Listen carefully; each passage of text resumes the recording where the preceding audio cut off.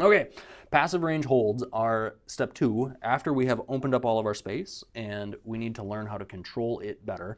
A passive range hold is basically just, it is an isometric hold again, but at end range. So when we are trying to work through hip external rotation, the first thing we have to do is find the proper position. When we're talking about hip external rotation, we are trying to get Andy to spin more about the hip axis here. When we want to figure this out, so the best position, he can take and tip his body away. We want to get to the point where he can lift his foot and his knee is down.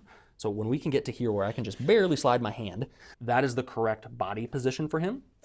Andy, when we go through and do our passive range holds, is going to solidify everything here. Again, we only want to move about this hip.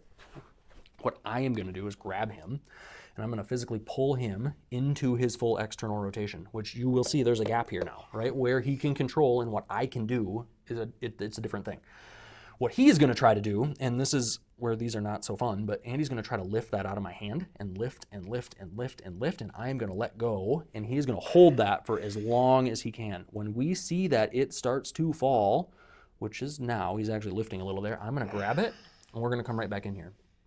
Now, in between sets, we typically want to do like 5 of these for as long as we can. In between sets, we want to stay at our full passive range.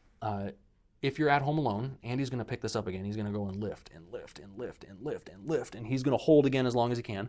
At home, when you try to do this yourself, when you don't have somebody to help you, relax that.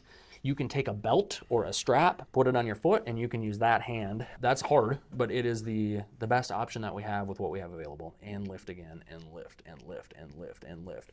We want about as much time in between as we have time to hold, and those are going to get really, really hard.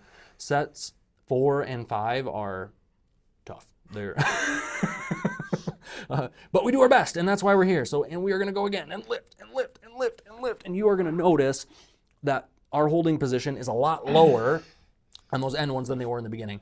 But that's why we're practicing, right? We're not, if he was real good at this, we wouldn't need to do it. And lift, and lift, and lift, and hold. That is great. Oh, and then let it down. Nice. Nice. Woo! Nice.